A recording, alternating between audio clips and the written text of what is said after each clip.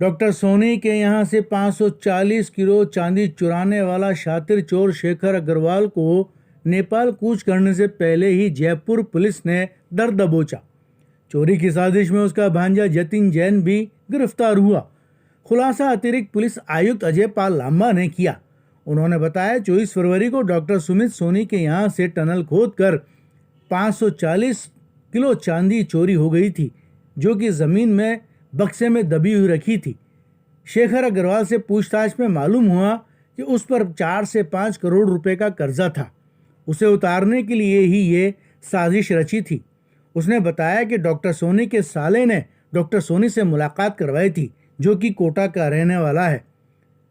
साथ ही ये भी बताया कि डॉक्टर सोनी ने उससे ब्लैक मनी को सही जगह इस्तेमाल करने की पूछने पर उसे चांदी की सिल्लियाँ खरीदने के लिए कहा। उसे सब मालूम था कि चांदी की सिल्लियाँ ज़मीन में कहाँ दबी हुई रखी हैं। सवाल यह उठता है कि 540 किलो चांदी के बिल से खरीदी गई थी या बिना बिल के।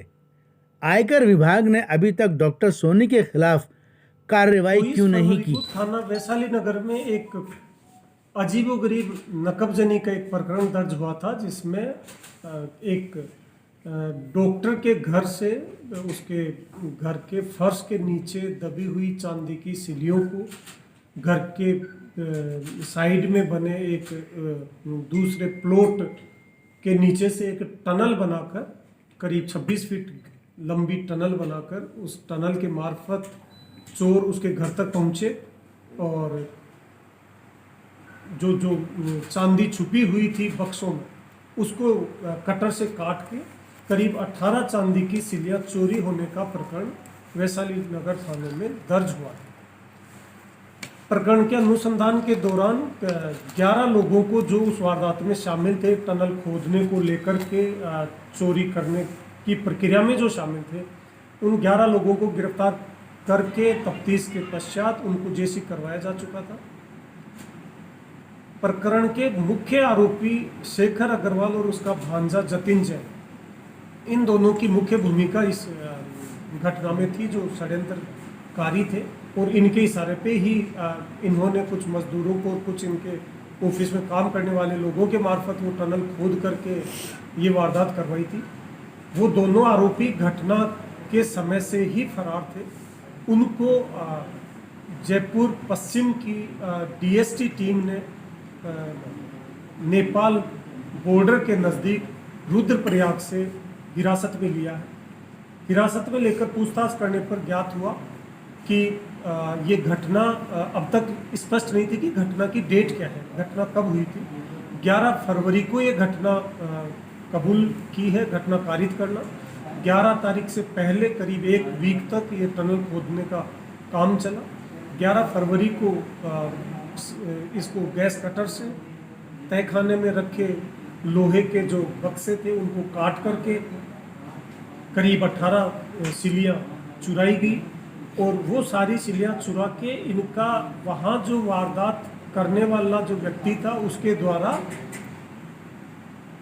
अपनी स्कूटी पे रख के एक एक सिल्ली शिखर अग्रवाल की जो फॉर्चूनर थी, घटना स्थल से करीब 700-800 मीटर दूर खड़ी थी, उसमें ले जाके रखी गई।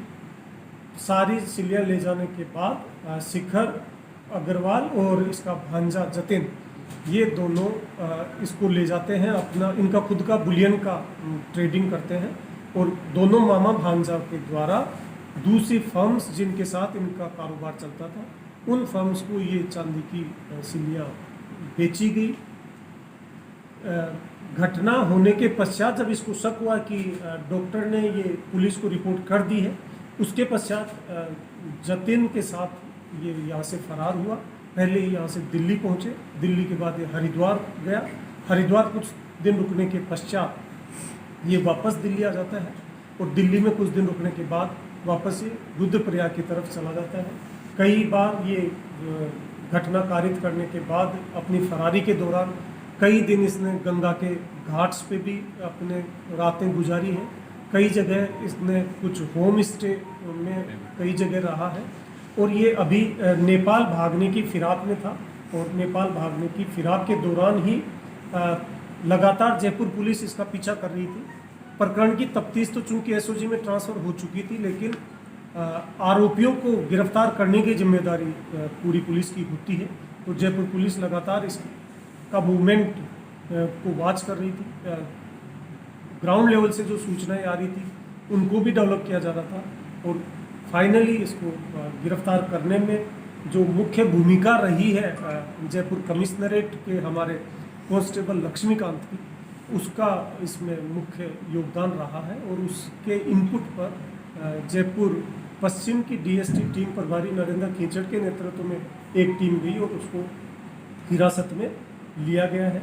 पूछताछ के दौरान उसने जिन व्यापारियों को ये चांदी की सिल्लियाँ देना बताया है, उनमें कुछ व्यापारियों के नाम सामने आए हैं जिनको इसने चांदी की सिल्लियाँ बेची थी, जिसमें अंशुल है जिसका फर्म का नाम है धनंजय कॉरपोरेशन, दूसरे हैं मातादीन जिसकी सत्यनारायण मातादीन के नाम से फर्म है, उनको बेचना बताया है। साथ ही वीरेंद्र दलाल के मार्फत भी सिल्लियाँ बेचना सामने आया है। एक फर्म है मुरलीधर तुलसीराम, उस फर्म को भी चांदी की सिल्लियाँ बेची गई। इसके अलावा एक सिल्ली जो खुदाई में नदीम जो खुदाई करने में जो व्यक्ति मौजूद था, उसको एक सिल्ली दी थी और उसके बाद जब वो सिल्ली को डिस्पोज ऑफ नदीम नहीं कर पाया तो उसके बदले में 20,23,000 रुपये उसको दिए गए थे। ये पूरा घटनाक्रम अब तक सामने आया है। चूँकि इनको अभी हिरासत में लेके पूछताछ की गई है, अब इनको एसओजी को सुपुर्द कर दिया जाएगा ताकि एसओजी इनको गिरफ्तार करके आगे की कानूनी कार्रवाई जो हो उसको पूरी करे।